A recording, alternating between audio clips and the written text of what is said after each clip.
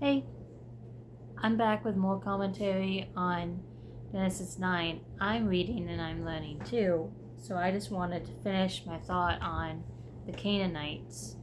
And when I was reading the note that I was about to read before the video cut off, there was a note about a Near Eastern tale that I thought you guys might appreciate, so I'm going to read that. Again, this is about Genesis 9:22. Okay, so the father of Canaan. Ham's behavior was shameful. He gazed upon his naked father, and rather than covering it up and keeping the matter secret, robbed him of his dignity by announcing it to his brothers. We see this also mentioned in Exodus 21:15 and 17, Lamentations 4:21, Habakkuk 2:15. An ancient Near Eastern tale says that a son is expected to come to his father's aid when he is drunk.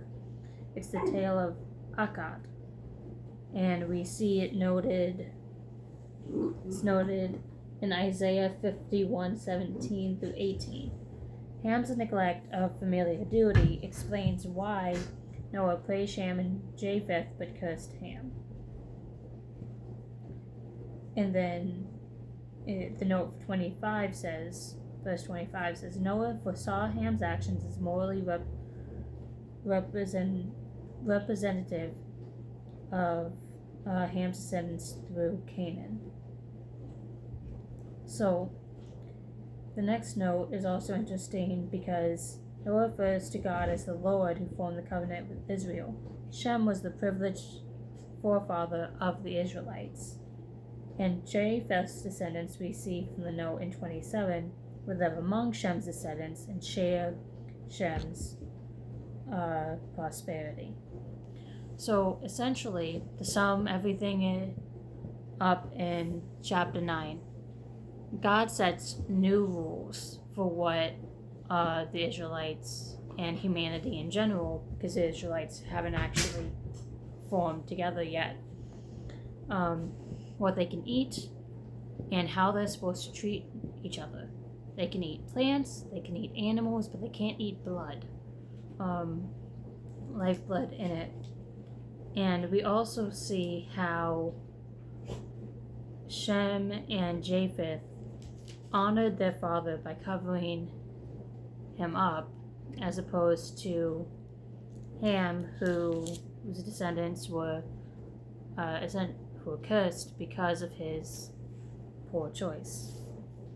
I'm also going to read a note, a couple paragraphs about God's covenant with Noah that my Bible has, since I'm doing a second video. Alright, so the first explicit reference to a covenant in Scripture occurs after the flood. We see this in verses 1 through 17 in chapter 9. The corruption and violence of the human race had provoked God's anger. We saw this in chapter 6, 11, 13. But his gracious favor remained with Noah. We saw that in 6, 8.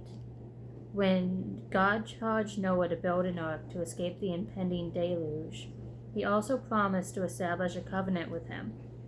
God took the initiative to bind himself again to human beings and to the whole of creation, despite human faithlessness. Through this covenant, God guaranteed that he would maintain a relationship with one family, even as other divine human relationships were being severed. God's covenant promise to Noah came with his command to build an ark. Noah's receipt of the covenant blessing depended on his obedience to this divine command. Yes, Vinny.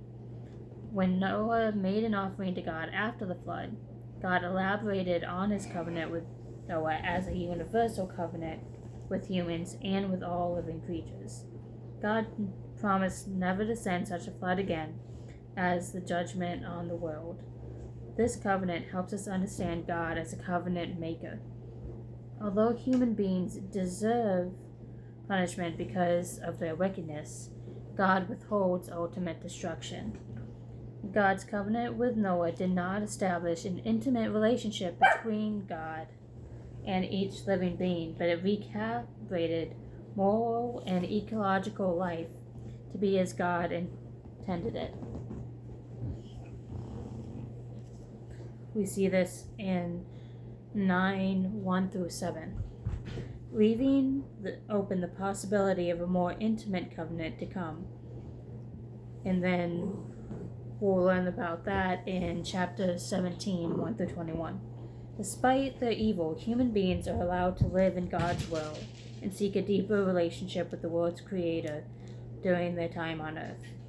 God's later covenants with his people made intimacy with him freely available to all. And we see that more in the New Testament, specifically in Acts. So,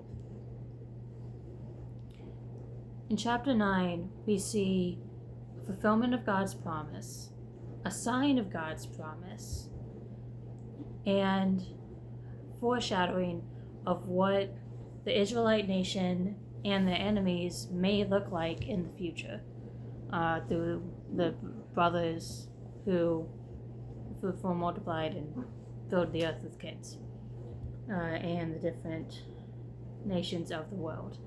So thank you for sticking around and listening to the second video on Genesis 9, and we'll see you tomorrow with Genesis 10. God bless.